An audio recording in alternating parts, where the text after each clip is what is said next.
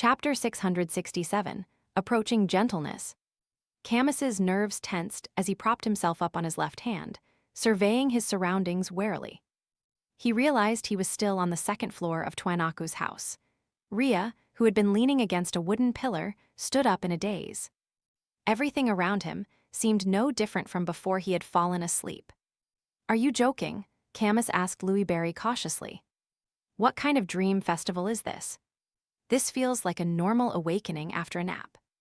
Lumion turned and pointed out the window. "Listen to the forest sounds." Camus and Rhea instinctively listened, realizing that the nearby forest was eerily silent, as if all its inhabitants had fallen asleep in the night. Rhea's eyes narrowed.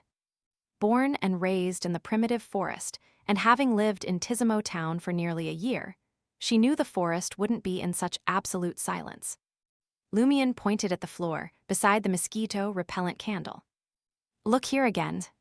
Camus and Rhea looked over, realizing that the mosquito corpses that should have been there were gone. Lumion chuckled. "Of course, you can also believe that I woke up early, cleaned up the environment, and secretly affected your hearing of distant voices. All of this was just a prank." Camus pondered for a few seconds. "I'm inclined to believe you, but I need to confirm something." "Indeed," Rhea chimed in, carrying a hunting bow and arrows. Lumion looked at them and nodded slightly.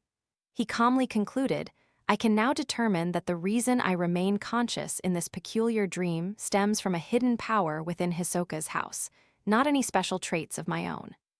He had invited Camus and Rhea to slumber in Hisoka's house and enter the special dream not merely to share information with the patrol team and gather a few aids. No, it was also an experiment to uncover key details. Over the past few days, Lumion had conducted numerous similar trials, grasping the dream's nuanced patterns like a seasoned explorer mapping uncharted lands. With hands tucked nonchalantly in his pockets, he trailed behind Camus and Rhea, who hurried downstairs. He wanted to witness how they would confirm whether this was indeed a dream. After departing Twanaku's house, the two patrol members rushed to the nearest townsperson's abode. Upon realizing the livestock had vanished from the ground floor, Rhea swiftly ascended to the second story and attempted to unlock the door with a simple iron-black key. Camus opened his mouth as if to dissuade her, but in the end, remained silent. Observing this, Lumion nodded thoughtfully and muttered to himself, "A beyonder of the Arbiter pathway will subconsciously maintain the current order, unwilling to disrupt its fabric. If such beyonders also bear official identities, this tendency only intensifies."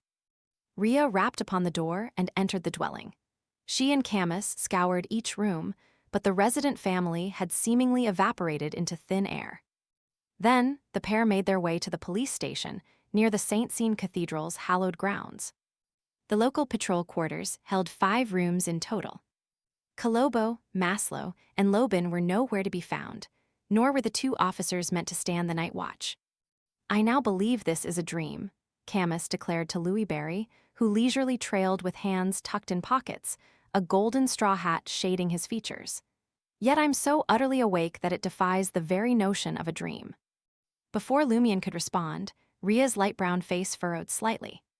"When I ran down the street and searched these rooms, it felt a little familiar." "Familiar?" Lumion asked calmly, his brows unfurrowed. Could there be unexpected gains from this experiment? Rhea pondered for a moment. "I think I've had a similar dream before. In my dream, it was just as dark and quiet. The streets were empty and I was alone. I ran around searching." "Was it a mere fragment or a complete dream?" Lumion pressed. Rhea thought for a few seconds. "I don't know, I only remember a few such scenes." "Do you often dream of this, or only occasionally?" Lumion guided her to confirm the details. Rhea replied with certainty, "Occasionally." "Occasionally." Even if the Tizimo residents don't slumber here on a specific date, they can occasionally enter this peculiar dream, yet remain unable to stay awake. Like a normal dream. Perhaps it's not true immersion, but rather an unconscious development spiritually spawned from the crimson moon and other environmental elements, allowing them to vaguely interact. Unfortunately, Rhea clearly doesn't recall the moon, weather, and other situational details from those dreams. If I could employ dream divination, I could aid her recollection. The few Tizamans I queried in Port Pylos made no mention of such dreams. Firstly, dreams so ordinary often slip the mind.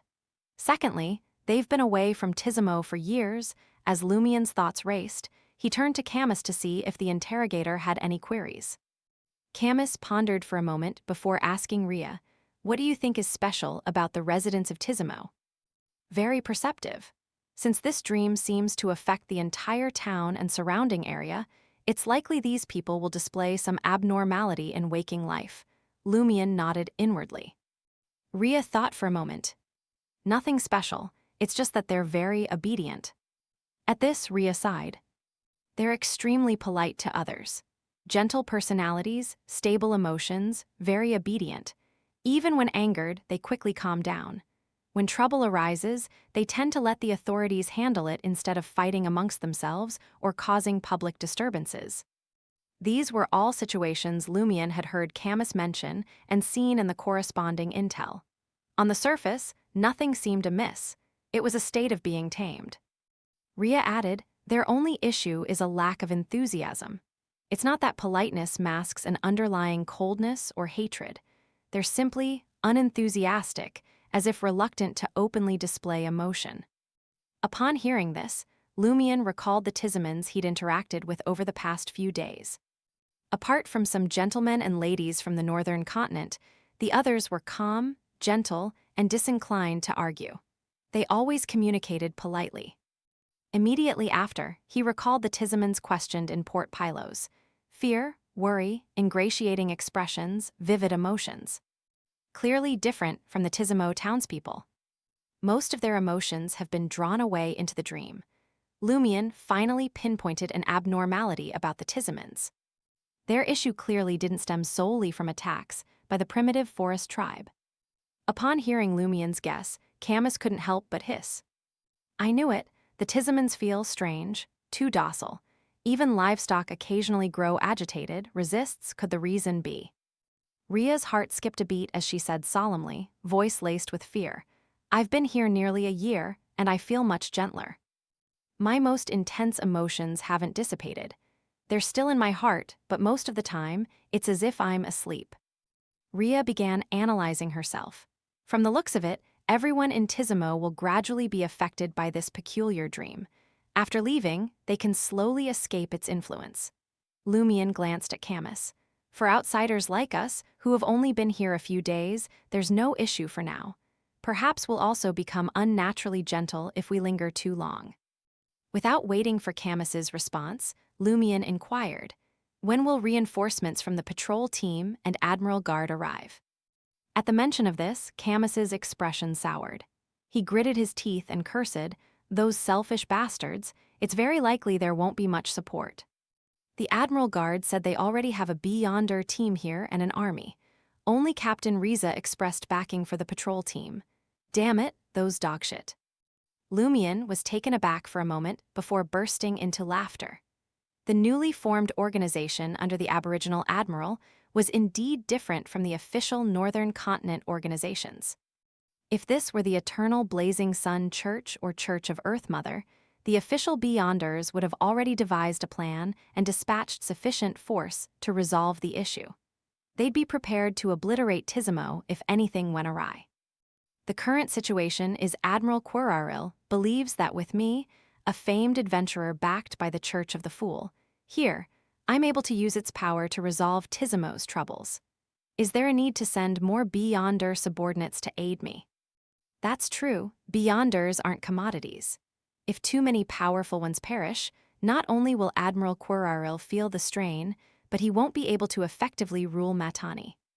Recruitment alone can't quickly fill such a gap, and they won't be quick to trust newcomers. Even nurturing the remaining people with the retrieved Beyonder characteristics poses huge problems. Low-sequence Beyonders are manageable, but mid-sequence advancement carries high failure risk. After all, most here haven't mastered the acting method. Lumien quickly grasped Admiral Quiraril's mentality. He said to the agitated Camus, "Let me show you around this dream realm and provide an introduction." All right, Camus took a deep breath. He and Rhea followed Lumion through the dark, silent, vacant town. After a long while, Lumion led the two patrol members into the primitive forest. He informed them he'd seen Twanaku's image in the chaotic zone ahead, seemingly composed of dream fragments. He suspected there was a Desire Apostle mark present. Walking amongst the trees, giants in the night, Camus felt increasingly oppressed. Before he could inquire about Twanaku's image details, he suddenly heard a bowstring drawn taut. Pa! An arrow, entwined with lightning, flew from afar. Camus dodged just in time as it grazed past, piercing into a rubber tree behind him amidst crackling lightning and charred bark. Lumion, Camus, and Rhea gazed into the distance, spotting a woman standing on a huge tree branch. The woman wore dark leather armor, holding a hunting bow and arrows. Her brown hair was tied in two strands draped over her shoulders. Her light brown skin and wild, beautiful face couldn't hide the coldness and hatred behind her eyes. Rhea. It was Rhea.